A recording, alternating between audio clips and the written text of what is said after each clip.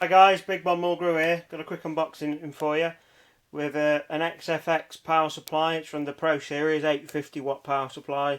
It's from the XFX semi-modular range as well.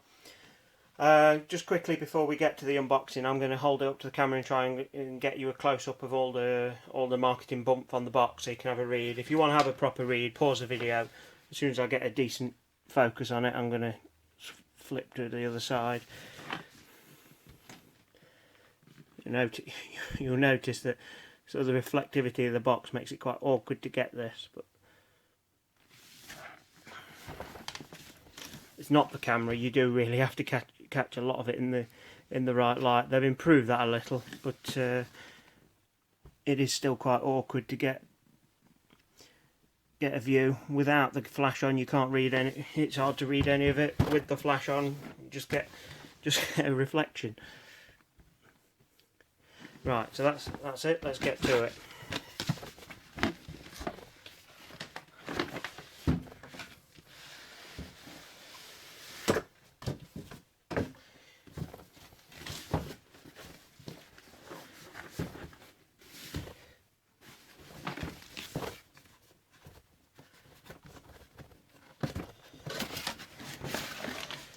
Right, manual.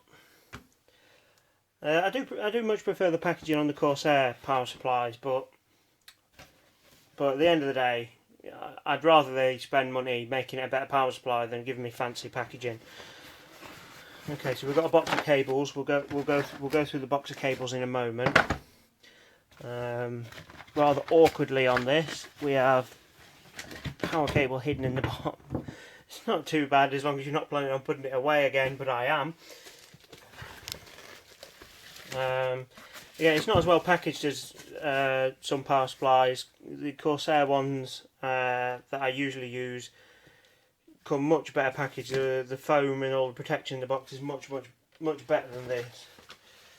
See, I'm not too bothered from a cosmetic perspective, but it would be nice if this had a little bit better protection to protect it from the idiots that quite often deliver this. And first off, let's go through what cables we've got attached to it, and then we'll have a closer look at the unit itself. If I can get this off.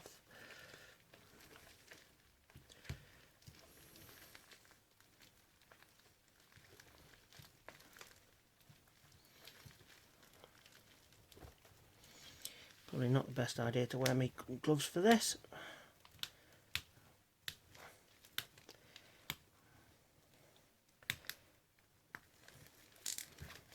Right. So as you'd expect, we've got the 20 plus 4 pin for your motherboard. We've got 2 PCI Express 6 plus 2 and the CPU 4 plus 4. So they're the ones that comes with it. To be honest, with a modular, I'd have kind of expected maybe only one PCI Express, but it's not a big deal. Most people using a power supply this size would at least be considering putting a second GPU in, or a GPU that will require two power cables.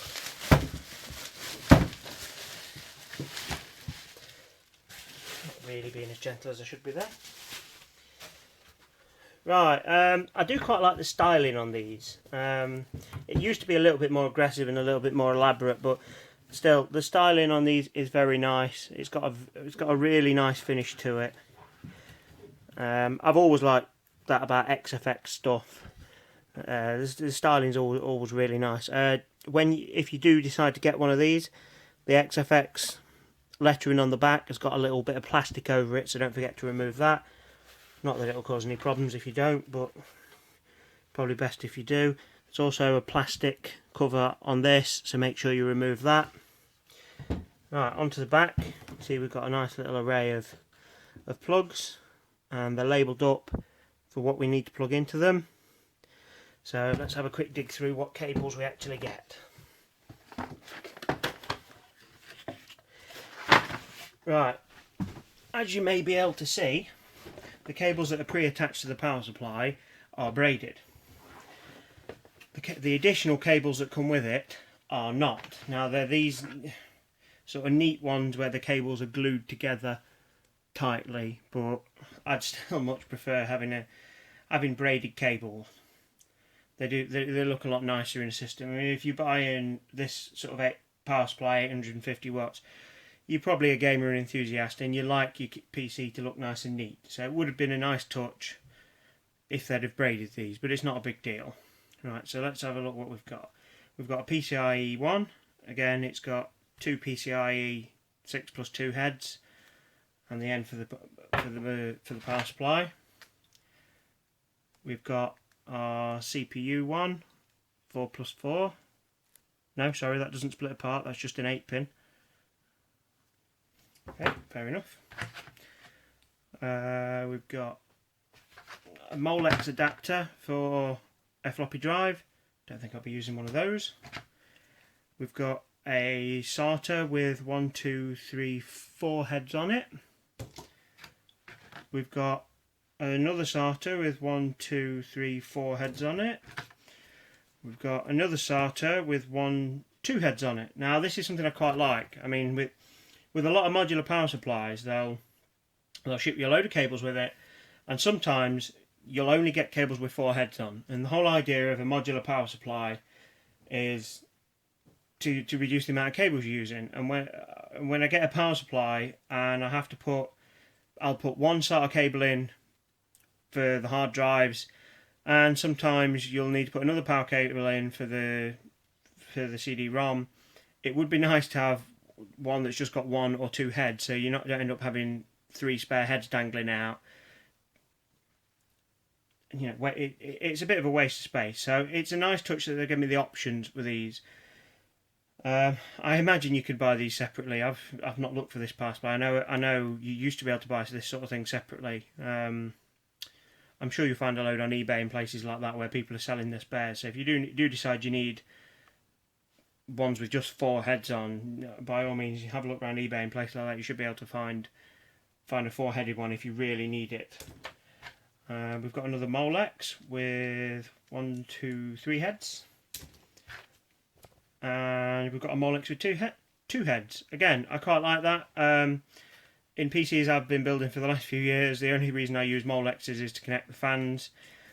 Most of the gaming PCs I build are with a Sabertooth motherboard that's got a lot of fan connectors, so a lot of the time I don't need Molexes, and when I do, I only need maybe 1 or 2 for a fan.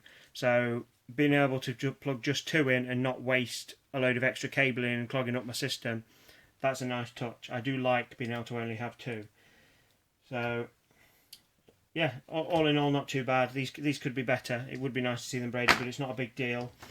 Just getting quickly to the features. Having a quick look around the internet, you'll notice that most of the reviews say about this, even running into heavy load, it's very, very stable. I mean, it's very stable anyway, but under heavy load, it's pretty good stability wise. Money wise, usually you'll find the Corsair equivalent is only a couple of quid more. And personally, I'm niggling, but build quality wise, the Corsair one feels a little bit better. The packaging's a little bit better. It's not a big deal, but considering it's only a few quid difference in price, my money would go with the Corsair, but this is still a very good power supply. Again, if you look round and look at all the detailed reviews where they do all the massive technical tests, you'll find that in most areas this power supply would pass the silver rating, but this has only got a bronze rating. I don't quite know what that is. I've not gone through all the technical details of it yet. Another good plus point, it uses Japanese capacitors that run up to 105 degrees. Again, if you look at all the technical reviews, you'll note that it's never going to get up to that temperature, not even close. Even if you've got a really, really hot system, it's unlikely it's going to get above 50, 60 degrees in there. But the fact that they'll run up to 105 degrees, it shows you that they're good quality. You would expect to get some good lifespan out of this power supply. Another good point, it's 850 watts. All the marketing bump says it's true wattage, if you can read that. Obviously, a lot of power supplies advertise their theoretical maximums.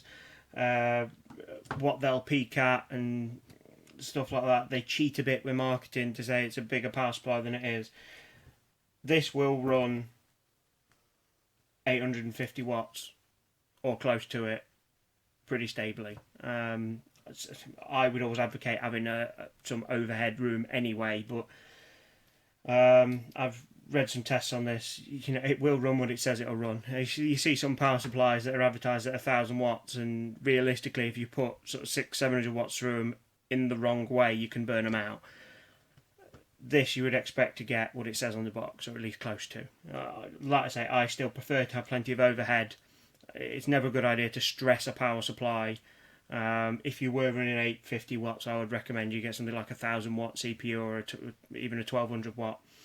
And to be honest, if you're using that much money, spending a little bit more and getting a gold would probably pay for itself. But all in all, it's a good power supply. My money would personally go on the Corsair for if you could source it for only a few quid more, which you usually can. But it is a good power supply. The styling's good. The quality is good. It's not quite as good as the Corsair, but I'm nitpicking. It's not a big deal. So it would certainly not be a bad buy. I wouldn't be unhappy if somebody bought me one of these.